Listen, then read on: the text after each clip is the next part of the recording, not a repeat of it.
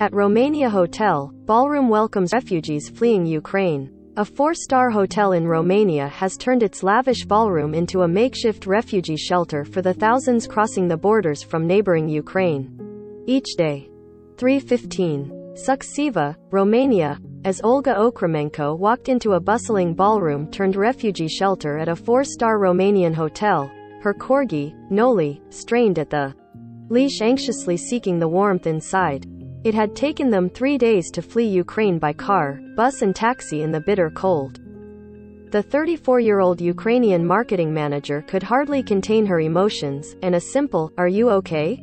filled her eyes with tears she thought she no longer had. The first refugees began arriving more than a week ago at the Mandaci Hotel and Spa in Suceava in Romania, where the owner decided to make the lavish 850 square meter ballroom available to them. Since then, more than 2,000 people and 100 pets have taken shelter here, with row upon row of numbered mattresses under an incongruous glittering disco ball. They are part of the swiftest refugee exodus so far this century, in which more than 1.5 million people have fled Ukraine in just 10 days, according to the United Nations Refugee Agency. Since the war started on February 24, more than 227,000 Ukrainians have crossed into neighboring Romania, according to local. Like Okremenko, some of the refugees at the Mandaci have fled cities on the front lines of the war. Whenever somebody asks me where I am from, and I say Kharkiv, their expression, "It's like I arrived from Hiroshima," Okremenko told the Associated Press. From mattress number 60. "Then, I remember everything going on there and I break down." After 5 days of shelling, she decided to flee Kharkiv on March 1 with Noli, a couple of friends and their 2 cats. Their car passed by the city's Central Freedom Square just 20 minutes before it was engulfed by a giant ball of fire in a Russian military strike. "It was difficult for me before to say I'm a great patriot of my land," she said. "But on February 24, I became 100%. As she spoke, volunteers on megaphones interrupted several times to announce buses leaving for Italy, Germany, Bulgaria and other European nations. The room was chaotic, filled mostly with women and children, as men stayed in Ukraine to fight. Some spoke Russian, underlining the sense of a war on family. The majority of the refugees were Ukrainian, but there were also Nigerians, Moroccans, Italians, Chinese and Iranians. Toddlers cried in the arms of exhausted mothers, who took deep breaths to calm their children and themselves. Cats and dogs of all sizes shared beds with their owners, and one stressed chihuahua with bulging eyes bit anyone who attempted to pet it. Some 300 volunteers, translators and social workers take turns to help here. In the mornings, they change the mismatched sheets on vacated mattresses. Placinga, reserved, or free, handwritten sign over them. In the reception area, the 2 bars display not alcohol but an array of diapers, toothbrushes, snacks and even surgical masks and disinfectant gel.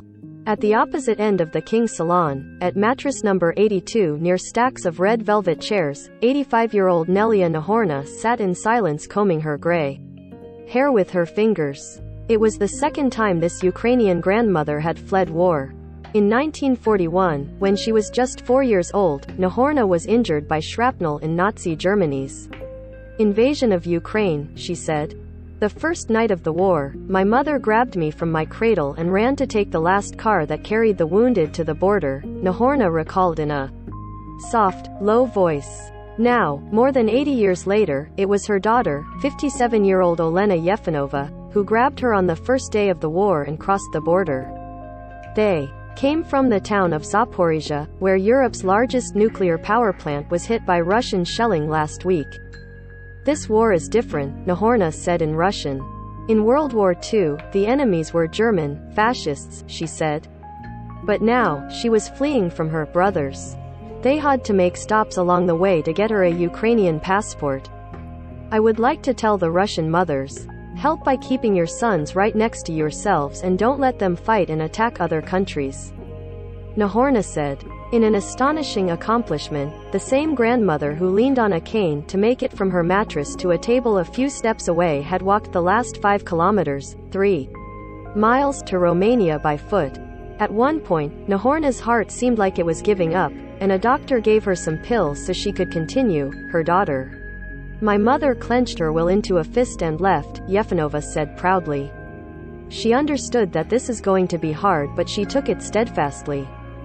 Yefanova had left her husband and one son behind, enlisted to fight the Russians. She wept as she showed a photo of them on her phone screensaver. Our kids play a game called Little Tanks. Russian President Vladimir Putin is playing his own version of this game, she said. And he is using his people in this game. A row behind Yefanova on mattress 34, Anna Karpenko thought of her partner as their 6-year-old son played with a yellow balloon.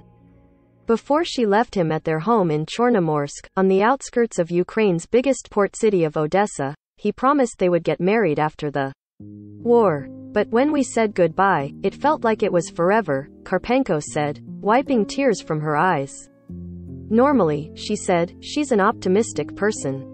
Now she and her son both cry every day. Russian ships have made repeated attempts to fire on the Black Sea port of Odessa, according to Ukrainian officials. Karpenko said people in her town had gathered in beaches to fill bags with sand.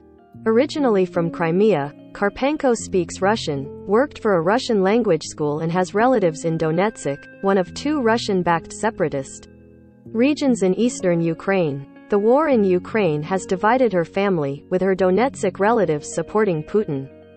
They think that all of their problems are caused by Ukraine, she explained in frustration.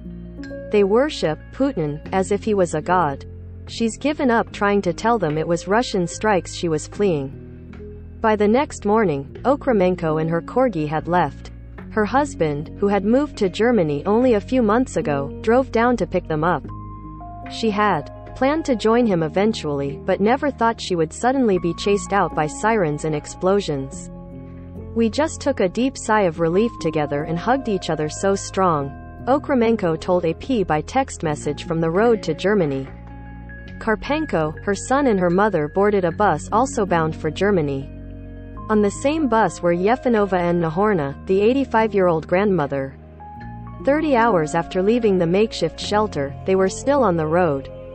The longest journey in my life, Karpenko texted AP from a gas station in. As one bus left, others arrived at the Hotel Mandachi, full of freezing refugees carrying their children and their belongings. With no end to the war in sight, the wedding parties that once took place in the ballroom have been postponed indefinitely. Follow the app's coverage of the Ukraine crisis at https://apnews.com/hub/Russia-Ukraine.